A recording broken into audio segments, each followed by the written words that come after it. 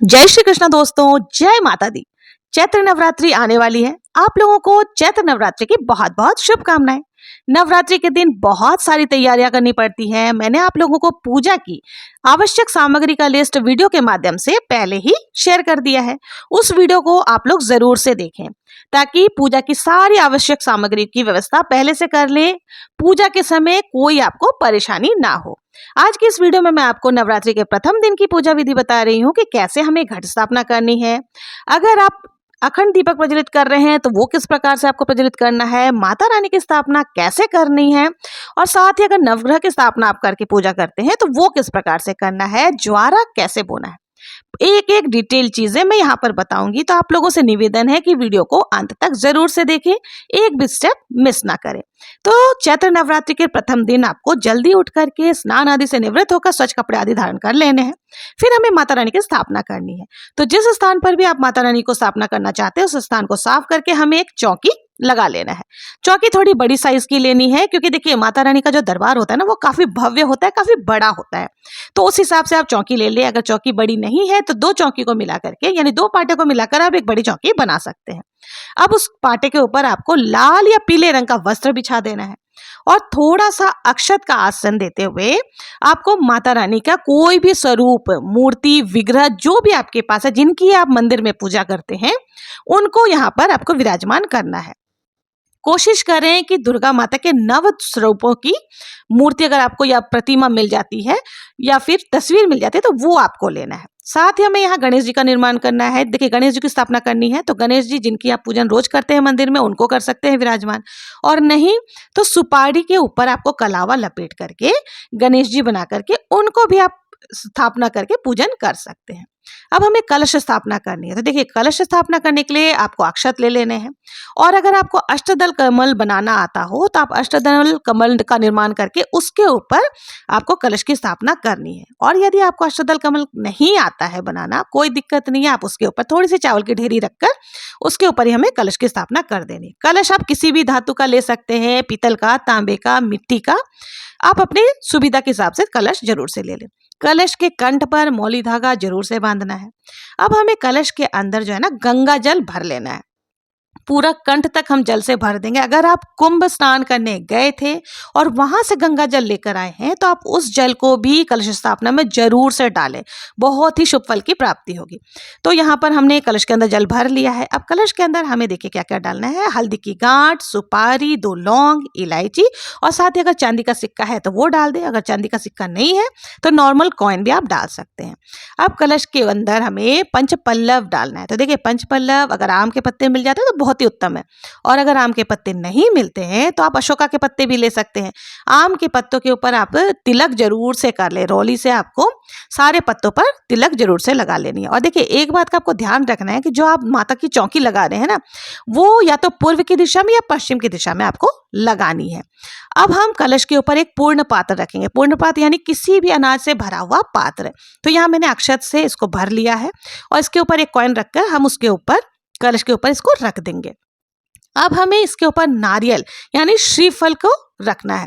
तो आप नारियल कोई सा भी पानी वाला ले लें, जटा वाली जो नारियल आती है, उसके ऊपर आपको देखिए नारियल कोरा नहीं चढ़ाया जाता तो आप मौली धागा बांध सकते हैं। यदि आपके पास चुनरी है तो आप माता जी को जो चुनरी उड़ाते हैं वो चुनरी भी बांध सकते हैं, नहीं तो कोई भी लाल रंग का वस्त्र बांध सकते हैं। अगर मौली धागा लपेट करके भी नारियल की स्थापना कर सकते हैं, लेकिन ध्यान रखें नारियल को कभी कोरा ना चढ़ाएं।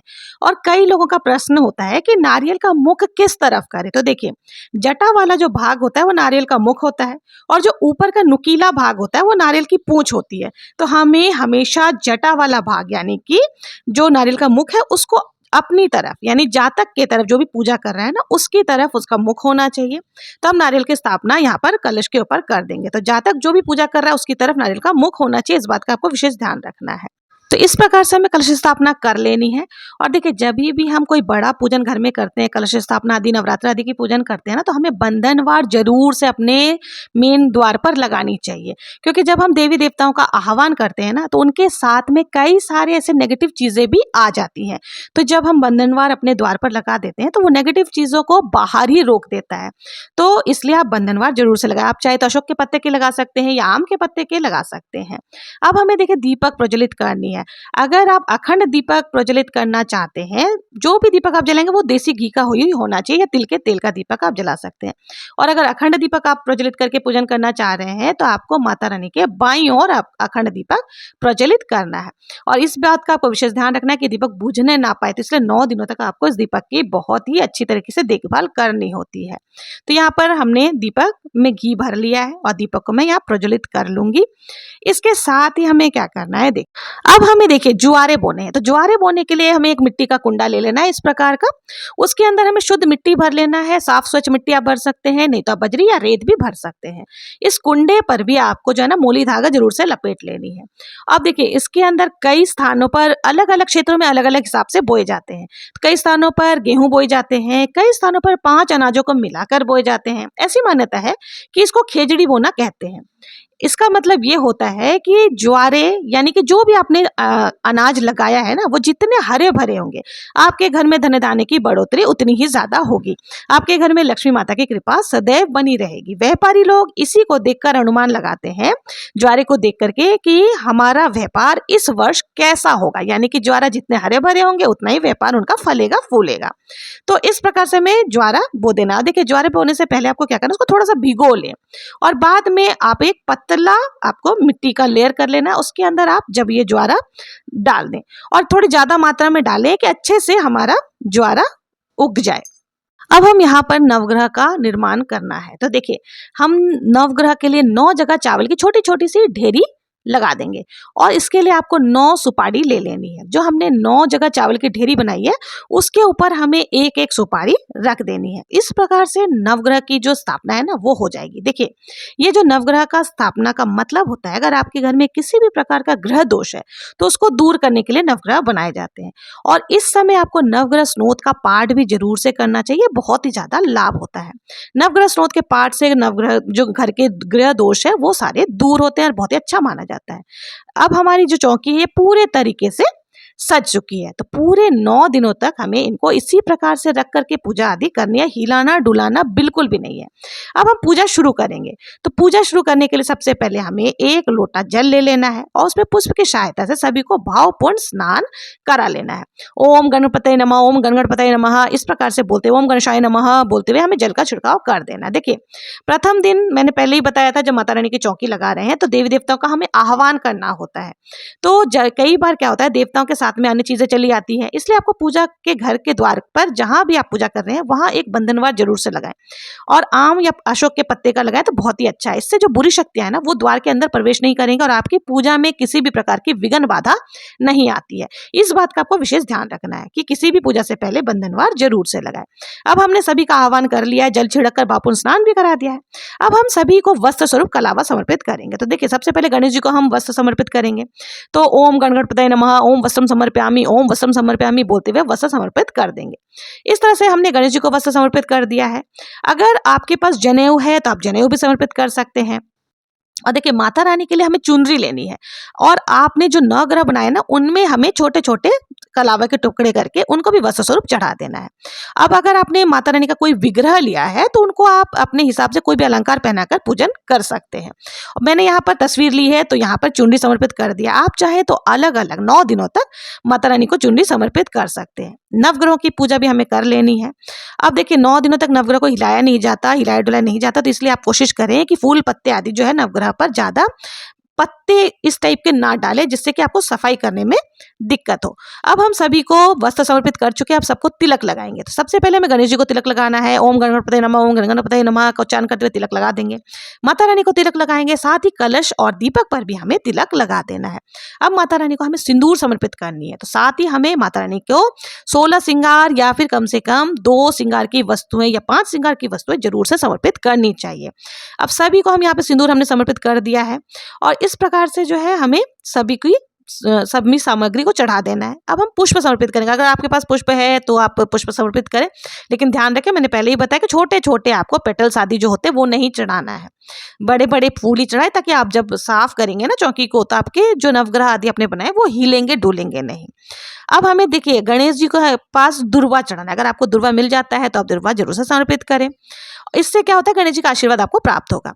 अब हमने यहाँ पे गणेश जी को दुर्वा भी समर्पित कर दिया है। अब आप यथासंभव दक्षिणा जरूर से समर्पित करें, क्योंकि दक्षिणा जो है ना वो पूजा में रही कमियों को पूरा करती है। तो यथासंभव आप अपने हिसाब से अपने सामर्थ्य के अनुसार दक्षिणा जरूर से चढ़ाएं। अब हम सभी को भोग लगाएंगे। तो माता रानी को बताशे का भोग बहुत ही ज्यादा प्रिय होता है।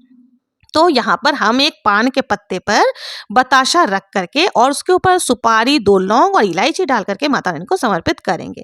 आपके पास अगर पान के पत्ते नहीं है तो आप खाली बताशा और लौंग और सुपारी, इलायची आदि समर्पित कर सकते हैं। इसके साथ ही देखिए, जो भी भोग प्रसाद मिठाई आदि आप चढ़ाना चाहते हैं वो चढ़ा सकते हैं, या घर में आपने कोई सात्विक तरीके से भोग अगर हलवा आदि बनाए हैं, खीर आदि बनाए हैं, तो वो भी आप जरूर से समर्पित कर सकते हैं। इसके साथ ही ऋतु फल आदि जो भी आपके पास है वो समर्पित कर दें। तो ये सारी चीजें माता रानी को आप समर्पित कर सकते हैं। माता रानी को मिश्री का भोग भी अत्यंत प्रिय होता है। पंचमेवा हो गए, मिश्री हो गए, बताशा हो गए, किसी भी देवी की पूजा में बताशा जरूर से समर्पित हमें करनी चाहिए। आप अपनी इच्छा के अनुसार कोई भी भोग समर्पित कर सकते हैं। एक पात्र में आपको भोग के साथ जल भी जरूर से समर्पित करना है, क्योंकि जल जब भी हम किसी को भी भोजन देते हैं तो जल भी जरूर से देते हैं। और ये जो जल है ना, हमें रोज बदलना होता है। देखिए, माता रानी को शहद जो होता है ना, शहद का भोग भी अत्यंत प्रिय होता है। तो आप किसी पात्र में थोड़ा सा शहद डाल करके भी माता रानी को प्रसाद के स्वरूप में चढ़ा सकते हैं, यानी भोग के स्वरूप में चढ़ा सकते हैं। माता रानी को 9 दिनों तक अलग अलग प्रकार के भोग लगाए जाते हैं। अगर आपको जानना है कि माता रानी के 9 दिनों तक कौन से भोग लगते हैं तो आपको मेरे चैनल पर वीडियो मिल जाएगा। अब हमें देखिए पाठ करना, आप चाहें तो दुर्गा सप्तशती का पाठ कर। हमें जो है ना माता रानी के पूजन में हवन भी जरूर से करनी चाहिए। हवन में अगर हम कोई भी भोग सामग्री डालते हैं ना, तो ऐसी मान्यता है कि अग्नि में यानी हवन में हम जो भी भोग सामग्री डालते हैं वो सीधे माता रानी तक पहुंचता है। तो आप हवन भी जरूर से करें और बहुत ही प्रेम पूर्वक आरती करनी है। पहले गणेश जी की आरती करेंगे, फिर हमें माता रानी की आरती करनी है। दुर्गा माता की जो भी आरती आपको आती है वो आप आरती जरूर से कर लें। साथ ही देखिए, हाथ जोड़ करके हमें पूजा में रही कमियों के लिए क्षमा याचना कर लेनी है। भूल चूक के लिए माता रानी से क्षमा याचना कर लेनी है। अब हमने जो आरती आदि करने के बाद जितने भी परिवार जन है घर में, सभी को आरती जरूर से लेनी चाहिए और इस आरती को पूरे घर में जरूर से घुमाएं। और देखिए, आप जो हवन करेंगे ना, यानी कि छोटा सा हवन करेंगे, तो उसके क्या होता है कि जितनी भी नेगेटिविटी होती है वो दूर होती है, घर में पॉजिटिविटी का वास होता है। तो आप देखेंगे कि पूरे 9 दिनों तक कैसे घर में पॉजिटिविटी बिल्कुल आपके घर को बहुत शुद्ध कर देती है। फिर हमें क्या करना है, थोड़ा सा जल लेकर के आचमन कर देना है, उस अग्नि को हमें ठंडा कर देना है। इस प्रकार से जो है हमारा पूजन हो जाएगा। पूरे 9 दिनों तक आपको इसी प्रकार से पूजा आदि करनी है। सुबह शाम दीपक जरूर से प्रज्वलित करना है। अगर अखंड दीप जलाए तो पूरे विसर्जन तक आपको वैसे ही जला करके रखना है। तो इस तरह से जो है हमारी नवरात्र की प्रथम दिवस की पूजन हो जाएगी। और अगर आप लोगों को किसी भी प्रकार का कोई प्रश्न है या कोई क्वेरीज है तो आप मुझसे पूछ सकते हैं। और देखिए, जो हमने ज्वारे बोए हैं उसको आपको रोज सींचना है, ताकि आपके ज्वारे बहुत ही हरे भरे हो जाएं। तो इस तरह से आपको प्रथम दिवस की पूजन कर लेनी है। आप लोगों को मेरा ये वीडियो कैसा लगा? अगर आप लोगों को जरा भी ये मेरा वीडियो यूजफुल या हेल्पफुल लगा हो तो प्लीज मेरे चैनल को लाइक, शेयर एंड सब्सक्राइब करना ना भूलें। मिलते हैं नेक्स्ट वीडियो में किसी और पूजा विधि के साथ। तब तक के लिए जय माता दी।